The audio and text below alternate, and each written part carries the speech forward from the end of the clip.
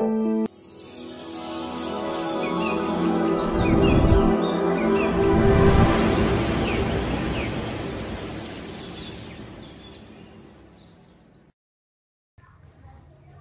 bạn, video này mình sẽ hướng dẫn bạn móc một mẫu chậu tròn rẻ quạt rất là cưng. Thì mẫu này mình thiết kế cho hoa đào mini đó các bạn, hoặc những cái dòng hoa mini là chúng ta có thể cắm vào trong cái chậu bé bé này rất là xinh.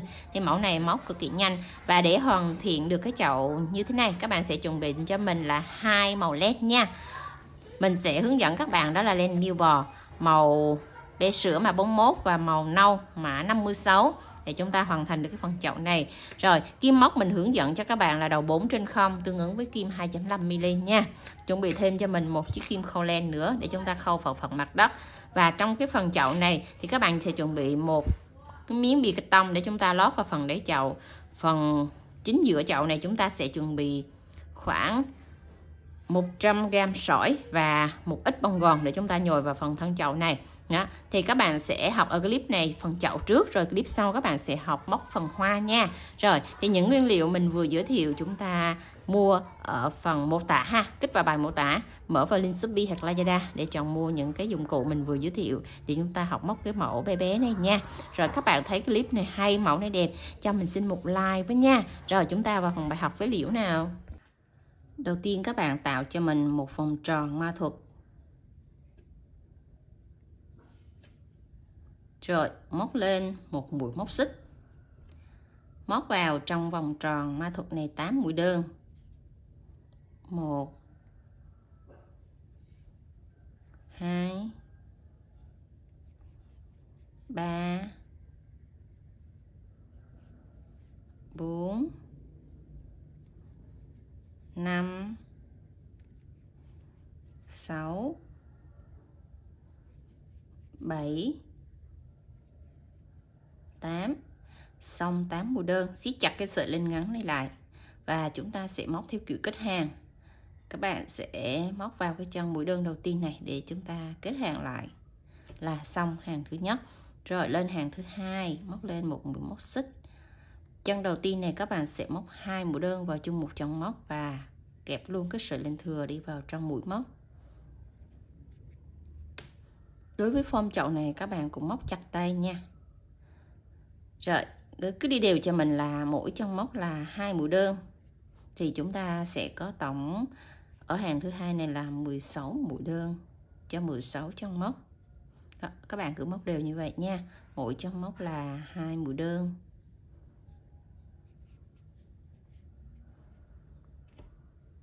Rồi đến chân cuối cùng chúng ta kết hàng lại bằng một mũi dời, cái len qua. Rồi móc lên hàng thứ ba, lên một mũi móc xích. Ở chân đầu tiên này chúng ta móc một mũi đơn. Chân thứ hai 2 mũi đơn vào chung một chân móc. Rồi chúng ta sẽ lặp lại công thức là 12 12 như vậy cho đến hết hàng thứ ba này.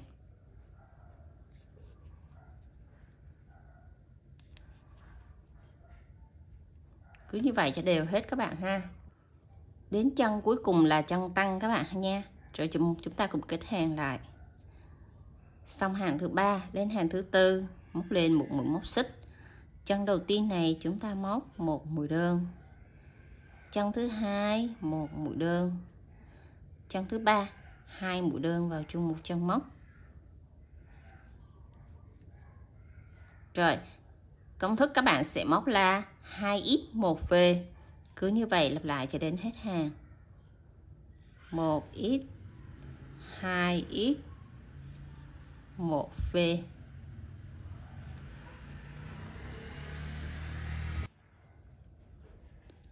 Rồi chúng ta kết hàng lại ở chân cuối nha.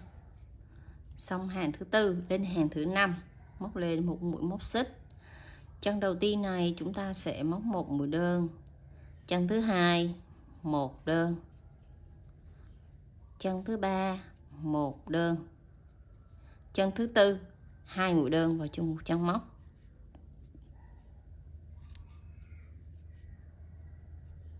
Rồi các bạn sẽ lặp lại là 3x1v, lặp lại cho đến hết hàng. Mình đã móc đến chân cuối cùng Và các bạn lưu ý chân cuối cùng lúc nào cũng là chân tăng nha. Xong rồi chúng ta kết hàng lại nè. Rồi, mình đã xong cái phần đáy chậu với tổng là 5 hàng móc nha. Rồi bắt đầu mình lên phần thân chậu, móc lên cho mình một mũi móc xích. Hàng đầu tiên của phần thân chậu này các bạn sẽ móc mũi BLO. Rồi, tức là chúng ta sẽ móc một mép phía bên trong. Đấy. Rồi, các bạn chỉ lấy một mép len thôi. Toàn bộ mỗi chân móc đều lấy một mép len.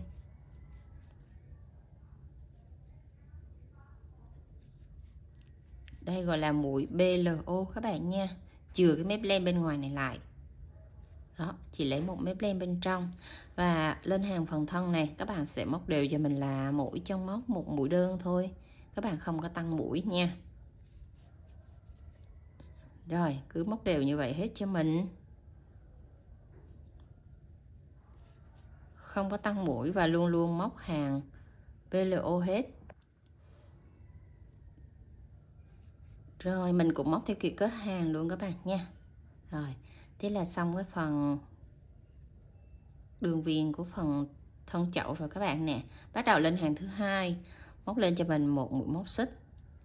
Chân đầu tiên này chúng ta sẽ móc một mũi đơn. Chân thứ hai một đơn. Chân 3 một đơn. Chân 4 một đơn. 4 mũi móc đơn liên tiếp ở 4 chân móc. Rồi đến chân thứ 5 chúng ta sẽ móc một mũi tăng nha. Rồi, hàng thứ hai chúng ta sẽ có công thức là 4x1v. Các bạn sẽ lặp lại công thức như này cho đến hết hàng.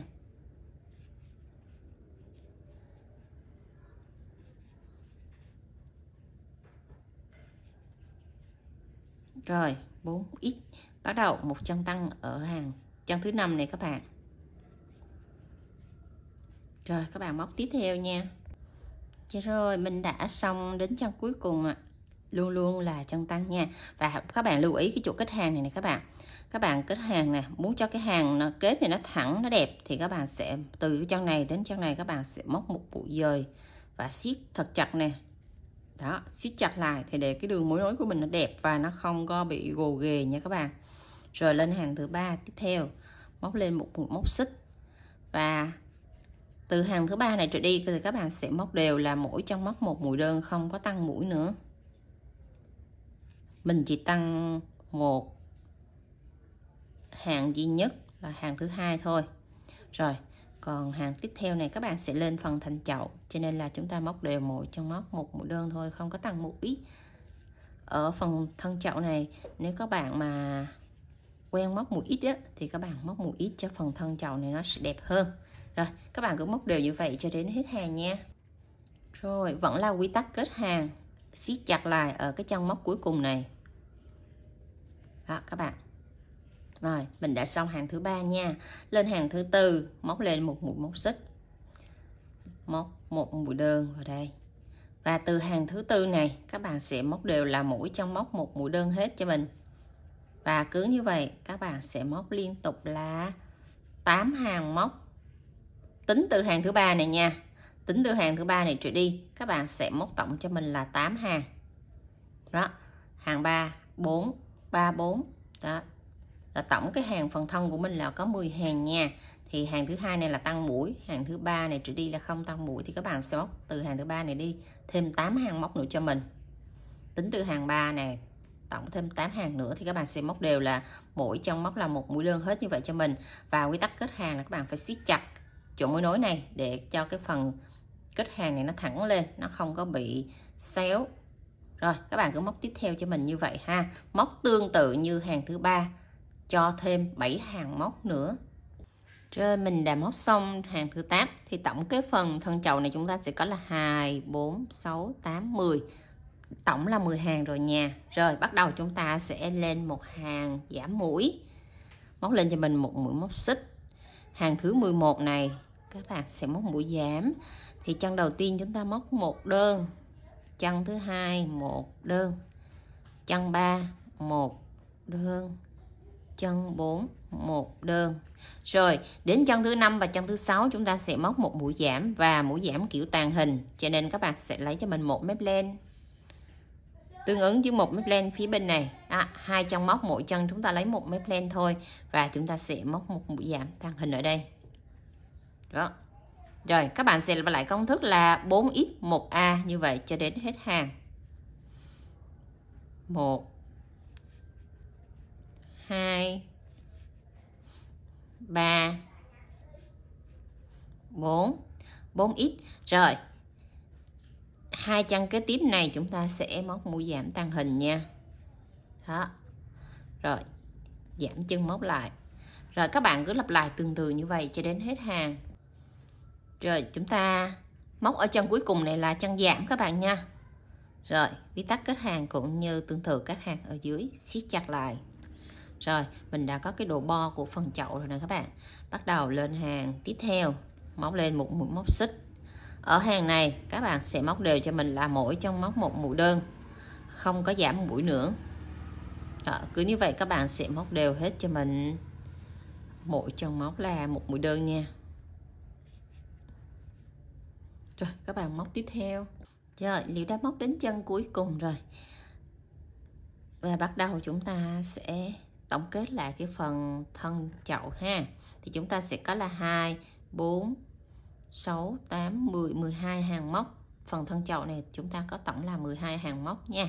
Rồi bắt đầu chúng ta lên phần miệng chậu, thì các bạn sẽ móc lên cho mình một mũi móc xích, và ở phần miệng chậu lê ra này thì chúng ta sẽ móc mũi FLO. Thì các bạn sẽ móc ở chân đầu tiên này, đây, một mũi đơn. FLO thì chúng ta sẽ móc một mép phía bên ngoài này thôi các bạn này. Đó, chúng ta lấy một mép ngoài này thôi, móc cho mình một mũi đơn. Rồi cách một chân móc, chân này qua chân tiếp theo này chúng ta sẽ móc một cụm là 5 mũi kép vào chung một chân móc, và cũng móc kiểu FLO ha. Một kép, 2 3 4 5.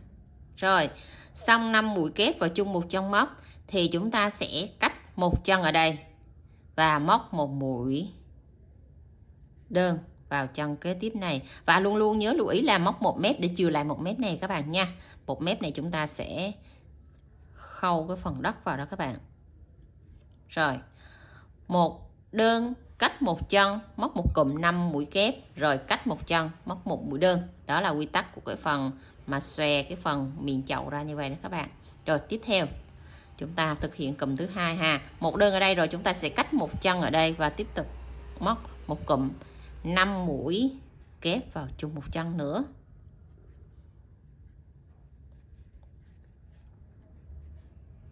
Rồi các bạn cứ lặp lại như vậy cho đến hết hàng cho mình. Nó sẽ chia theo từng cụm rẽ quạt ra như vậy các bạn nha. Và cụm rẽ quạt này các bạn lưu ý là cũng móc chặt tay thôi, không có phải là nở cái mũi kép cao quá, để cho cái rẽ quạt của mình nó vừa chừng thôi. Đó, mũi kép mình đang kéo tay móc là khoảng 1.1 cm. Đây, 5 mũi kép vào chung một chân móc rồi. Chúng ta sẽ cách ra một chân móc, móc ở chân tiếp theo đây cũng mũi FLO luôn ha, một mũi đơn. Đó là mình đã được hai cái cánh rẽ quạt rồi. Đây, nó sẽ hiện ra như vậy. Các bạn sẽ móc đều tiếp cho mình ở mỗi chân móc. Chúng ta cũng chia ra các cái cụm rẽ quạt như vậy nha. Mình đã móc đến cụm rẽ quạt cuối cùng. Cụm rẽ quạt cuối cùng nó sẽ tiếp giáp với cái cụm rẽ quạt đầu tiên ở cái chân mũi đơn này.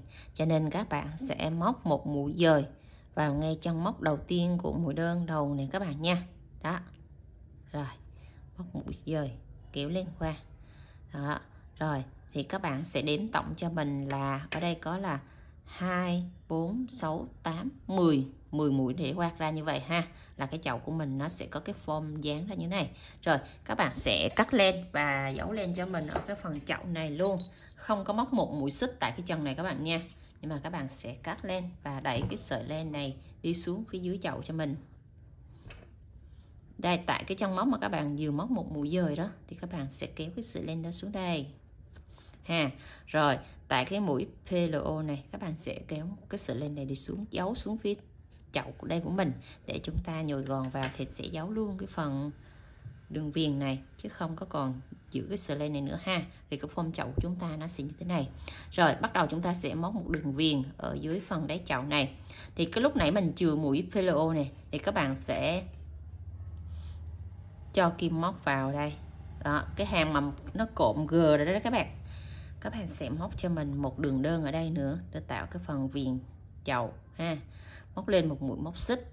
Rồi chúng ta sẽ móc một mép còn lại ở đây, và mỗi chân móc các bạn sẽ móc một mũi đơn, và nhớ siết chặt tay ở cái phần này để cái phần thành chậu của mình nó sẽ đứng lên và nó đẹp đó. Rồi các bạn sẽ móc đều như vậy hết cho mình, là mỗi chân móc một mũi đơn và siết chặt tay nha.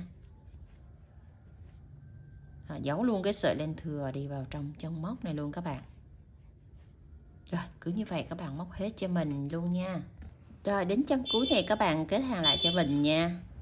Rồi xong rồi, móc một mũi dời ngay tại chân móc cùng mũi đơn đầu tiên đó các bạn, và cắt lên. Ở cái chân này thì chúng ta cũng tương tự giống như cái phần ở trên miệng chậu đó, các bạn cũng đẩy cái sợi len xuống và chúng ta sẽ giấu cái phần mà sợi len thừa nó đi vô trong phần thân chậu luôn nè các bạn. Đây mình cho cái kim vào đây, mình sẽ đẩy cái sợi len mình vừa móc á đi vô trong chậu luôn. Đây này các bạn, tại cái chân móc này các bạn sẽ kéo vô luôn nha. Thế để ở ngoài là chúng ta phải giấu len, cắt len nó sẽ rất là cực đó. Thì cái form chậu của chúng ta nó sẽ như vậy các bạn nhé. Chúng ta móc đến phần mặt đất nha. Các bạn tạo cho mình một vòng tròn mã thuật, mà nhớ là cái sợi mà chúng ta tạo vòng tròn mã thuật, cái sợi chừa này nè các bạn, chừa dài chút xíu nha, để lát nữa mình sẽ chừa cái sợi dây này để chúng ta làm phần mặt đất kéo lên cho nó khỏi bị tuột. Đây, chừa dài khoảng tầm 10 cm cho mình nha. Rồi móc lên một mũi móc xích và móc vào trong cái vòng tròn mã thuật này cho mình là 8 mũi đơn nha. Cái phần đáy này các bạn sẽ móc tương tự, cái phần mặt đất này móc tương tự giống như phần đáy chậu vậy các bạn. Thì mình sẽ hướng dẫn cho các bạn hai hàng đầu, rồi chúng ta sẽ móc tương tự như phần đáy chậu cho mình nha. Rồi thì các bạn sẽ móc vào đây 8 nè, 2, 4, 6, 7, 8 mũi đơn nha. Xong 8 mũi đơn rồi thì chúng ta sẽ móc một mũi dời vào ngay trong móc đầu tiên của mũi đơn này, và để luôn cái mặt đất nó, cái lỗ hở này các bạn không có rút chặt lại nha, để cái lỗ hở này mình sẽ cắm cái cây hoa nó vào đây. Đây là xong hàng thứ nhất. Bắt đầu lên hàng thứ hai, móc lên một mũi móc xích. Rồi chân đầu tiên này chúng ta móc 2 mũi đơn vào chung một chân móc, và không có nẹp cái sợi len thừa mình chừa đây, để im vậy cho mình nha, không có nẹp vào trong cái chân móc. Rồi cứ như vậy các bạn sẽ móc đều cho mình là mỗi chân móc là 2 mũi đơn hết các bạn nha. Rồi thì từ hàng thứ hai này trở đi các bạn sẽ móc tương tự giống như phần đáy chậu cho mình. Rồi thì các bạn sẽ theo dõi công thức trên màn hình để chúng ta móc theo nha. Đây thì phần đáy chậu chúng ta có tổng 5 hàng, thì các bạn sẽ móc phần mặt đất y chang như vậy, tổng 5 hàng cho mình, cũng tương tự như vậy ha. Rồi mình sẽ gặp lại các bạn sau khi các bạn móc xong đến hàng thứ 5 nha. Rồi mình đã móc đến hàng thứ 5 của phần mặt đất, thì các bạn sẽ khâu kết lại bằng một mũi dời vào trong móc đầu tiên này nha. Rồi các bạn sẽ chừa cho mình cái đoạn dài của phần mặt đất này là 60 cm để chúng ta khâu ráp vào trong phần chậu nha. Rồi lưu ý là cắt cho mình là 60 cm các bạn nhé. Rồi đẩy cái sợi len này ra để chúng ta khâu vào phần mặt đất, và cái sợi mà chúng ta chừa này nè các bạn sẽ lưu ý là đẩy cái sợi len nó lên phía trên ha, để lát nữa mình cắm cái hoa nó vào trong phần chậu này, thì cái sợi dây này mình sẽ rút lại để tạo vòng tròn mã thuật nó khít chặt vào trong cái phần cây của mình luôn ha. Rồi còn cái phần mà khâu ráp này thì phần dưới đáy các bạn sẽ cắt một cái bìa cà tông, các bạn dán dưới đáy này cho cái phần đáy nó bằng. Rồi còn chính giữa chúng ta sẽ dán một cái cây xốp có đường kính là 4 cm để mình cắm cây hoa vào cho dễ nha. Rồi xung quanh là chúng ta nhồi gòn và sỏi. Thì cái phần mà hướng dẫn khâu trang trí cho cái phần chậu này các bạn sẽ xem ở clip mà mình hướng dẫn móc các loại chậu của video trước á, để chúng ta xem cái phần nhồi và các cái sỏi này như thế nào nha. Rồi bắt đầu chúng ta sẽ khâu phần mặt đất vào phần thân chậu này các bạn. Thì cái cách khâu rất là đơn giản. Các bạn chỉ cần để một cái chân móc ở bên phần đất này. Lúc này mình chừa 1 mét này các bạn. Ở cái phần chậu này mình chừa 1 mét len á, thì các bạn sẽ lấy 1 mét len ở phần thân chậu và 2 mét len ở phần mặt đất, thì chúng ta sẽ khâu lại với nhau. Nó sẽ khớp cái chân móc đó lại với nhau là các bạn khâu đúng nha. Đó, thì cứ các bạn lấy một chân móc ở phần chậu, chúng ta sẽ khâu với một chân móc ở phần mặt đất. Phần mặt đất thì chúng ta khâu luôn 2 mép len như thế này nha, vô luôn 2 mép len. Đó, rồi cứ vậy các bạn sẽ khâu hết cho mình đều là mỗi chân móc là một đường khâu, đừng bỏ sót chân móc nào các bạn nha. Đó, cứ như vậy các bạn khâu cho đến chân cuối cùng cho mình luôn. Rồi mình đã khâu đến chân cuối cùng rồi, thì chúng ta sẽ giấu lên nè, cái đường mà mối nối này nè các bạn sẽ giấu lên vào cái đường mối nối này, để khi mà cái chậu mình có thay đổi gì thì mình sẽ biết cái chân mối nối của mình nó nằm ở đâu ha. Đó, xong rồi thì các bạn sẽ cắt lên cái sợi mà chúng ta vừa khâu dư. Còn cái sợi ở phần mặt đất này các bạn chừa lại nha, các bạn đừng có cắt, để đó mình sẽ cắm hoa vào rồi mình sẽ rút cái chậu sau. Sau khi trang trí gắn mặt đất xong thì các bạn sẽ vảnh cái phần đây, cái phần rẽ quạt lên như thế này là chúng ta đã hoàn thiện được một cái chậu rẽ quạt bầu rất là đẹp rồi. Thì các bạn thấy video này hay cho Lý xin một like với nha. Còn phần hoa thì các bạn sẽ xem ở clip sau cho mình nha. Rồi bye bye các bạn, hẹn gặp lại các bạn ở những video sau nha. See you.